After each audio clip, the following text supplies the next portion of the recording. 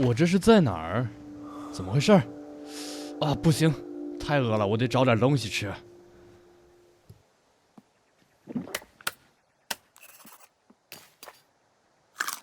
我乘坐的飞机发生了事故，但是为什么消防斧会插在空姐的身上？这没理由啊！外面有很多行李箱，在这个原始森林，我为了活下去，只有打开它们，尽管它们都是别人的。等等，为什么只有我一个人？其他人呢？我儿子呢？我好像隐约记得有个奇怪的人影抱走了我儿子。我不知道这是一个荒岛还是一片大陆，但是现在我的第一个任务就是活下去。前面好像有集装箱，为什么这里会出现集装箱呢？这里还有个小木船，上面还有绳子，难道这里有人生活？这里看起来很富饶，至少我得庆幸我是在一片森林里，要是把我丢在草原上，我可不知道怎么活下去。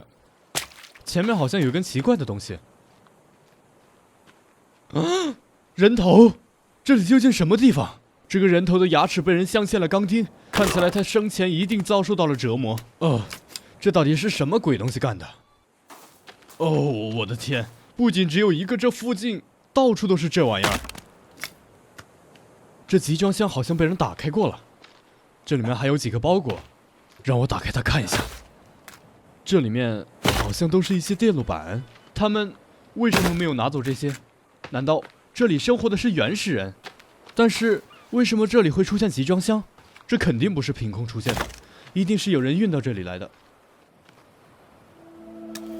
这里有一份撒哈拉公司的名单，这好像是一份货物清单。可是为什么他们要运到这里来？现在我不该考虑这么多。这里有一只海龟，我想它的壳一定对我有用。对不起了，为了活下去只能这样。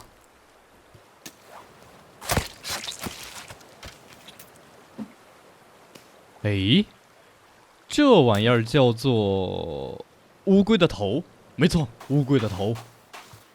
我感觉我就在这里住会比较安全，毕竟这里至少有坚不可摧的集装箱。我想试着建造一个比较小的小屋吧，就在这儿。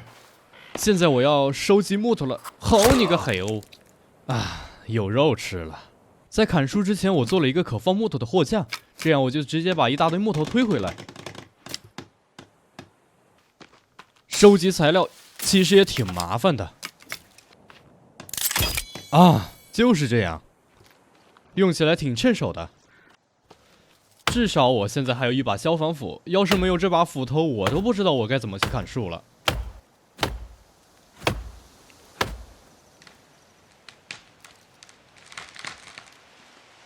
我们把树干一节一节地放进小推车。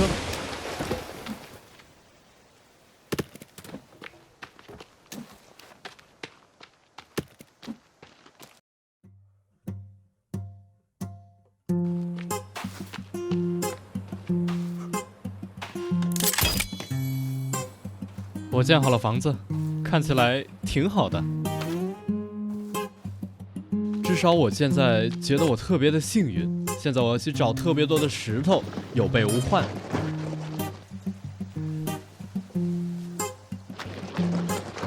为寂寞的夜空画上一个月亮，把我画在那月亮下面歌唱。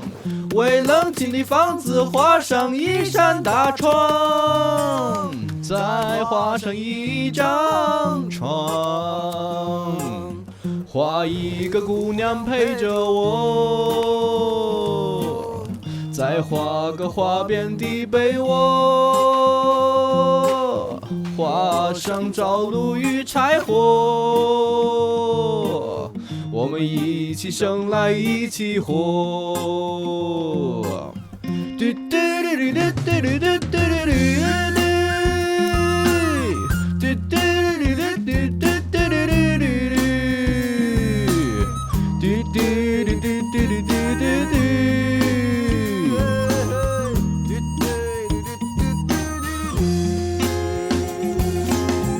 画一群鸟儿围着我，